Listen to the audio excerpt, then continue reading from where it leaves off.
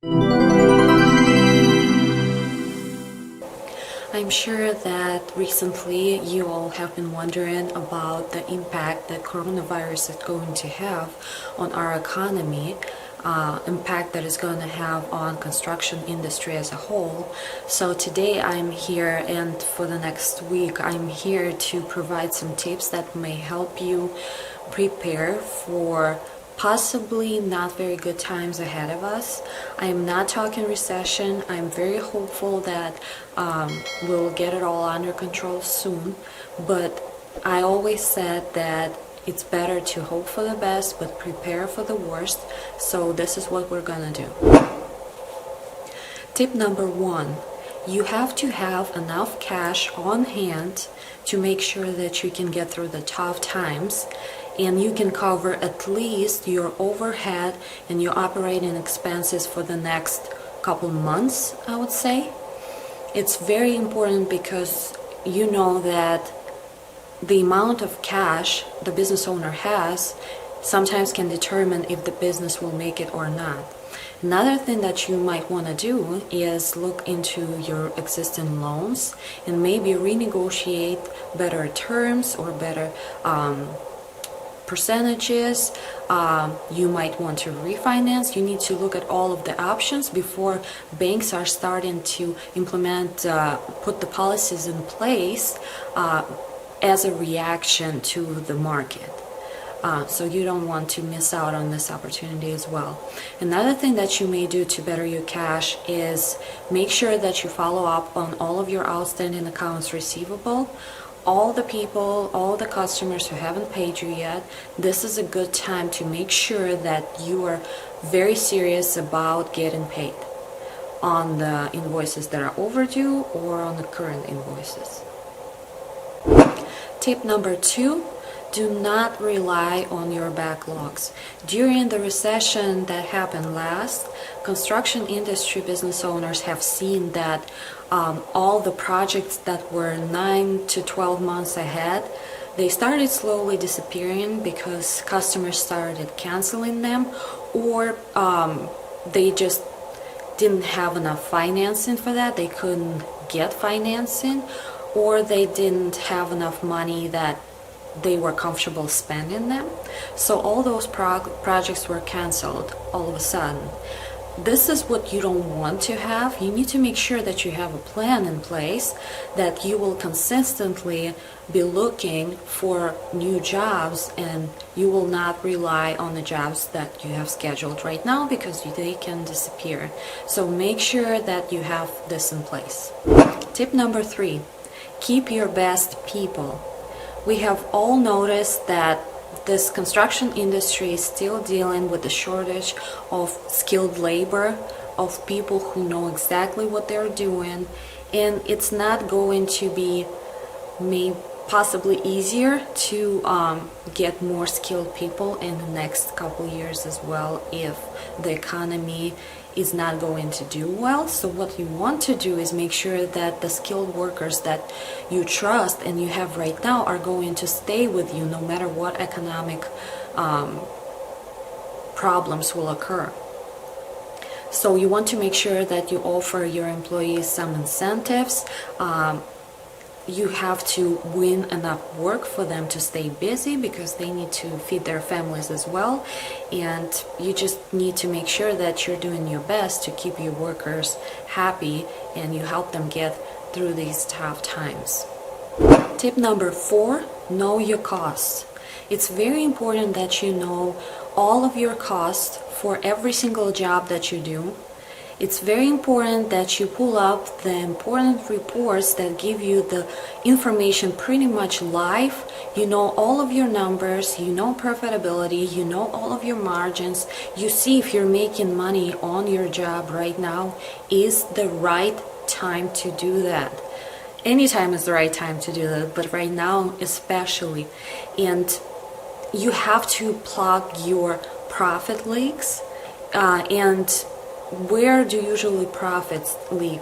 There's three major ways that you're losing your profits. First of all, estimating problems. You are not making sure that all of your costs are included in every single estimate. Then there's a pricing problem when we're looking at the industry standards and we're not pricing correctly, we're not marking up the costs correctly. And the third one is how you manage the change orders. Many contractors that I have spoken to don't follow the change order. They think that a little thing here and there is not going to make a difference and it will make the customer happy. Maybe, but you're losing your profits. This is coming out of your pocket. So you need to make sure that these hard times are asking for hard measures. So you need to make sure that you don't have any profit leaks and you know all of your numbers. Tip number 5, play your strength. What does it mean? You need right now to make sure that you know which of your services that you provide is the most profitable. What are you best in? You need to make sure that you know that is it quality of work, the high quality of work that you provide? Is it doing everything timely, really fast, and is it some area of your work that is very profitable? You need to concentrate on the areas of your work that are profitable. The break-even or less ones are not going to work during recession if we're going into one. Even during hard economic times, it's not going to work. You need to stop performing the break-even or less services and concentrate on what you're doing best, on what is generating you the most profits.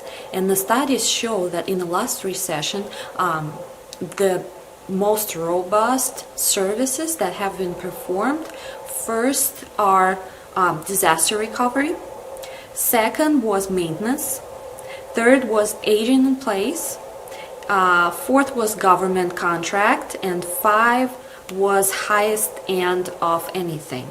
So if you're performing any of those have been having the best percentage of survival during recession. Again, I don't think we're going to hit one, but you have to be prepared and make sure that you know the service that you provide is going to survive and it will bring you the profits that you need. Tip number 6 is cut the fat. Right now is the right time to look at your operations as a whole and make sure that you don't have too many costs that are dragging you down. You need to look, do you have equipment that's sitting idle? Do you have workers that are not pulling their weight? Are you spending money on things that are not related to your growth plan? If you answered yes to any of those questions, then you absolutely have to make sure that you eliminate those costs. You need to make sure you look at what has been pulling out your profits. Is it overhead? Is it insurance? Is it your interest? You need to make sure you look at every single expense on your profit and loss and see where you could cut those expenses. Make sure that you don't cut the muscle, right? That's the services that you get that you cannot replace. Very good services that are helping you grow your business. Right now, you have to work on the things like tightening your cash flow. You need to make sure that your productivity is at its highest. You need to improve how efficiently your company runs. Tip number 7, don't cut on marketing. Usually during hard economic times, business owners tend to cut on the whole marketing strategy, thinking they're going to save money, but at the same time, right now is the most critical time that you have to continue marketing, even maybe more than usual, because there are customers out there, they are looking for ways to buy differently, and you have to be in front of them and prove to them that your quality services are exactly what they need, that they will be helpful to them despite of any economic situation. Also, you might want to look into the customers that you have previously helped and see if you could do anything else for them, because let's face it, if you are helping the customers that you have already found, you don't have to spend more money and time on marketing, right? So make sure that you continue marketing your services to the customers, to the potential customers. Make sure that you have the volume of your revenue up high. You need to make sure that it's all in place. I really hope that those tips were helpful for you. I just want to make sure that this economic struggle is not going to hit many construction companies, many small businesses. I see that many are struggling already, and I do not know what the future holds, but I'm really hoping that we all could put the plan together, put it in place, that will help us stay in business and thrive even through the economic struggle.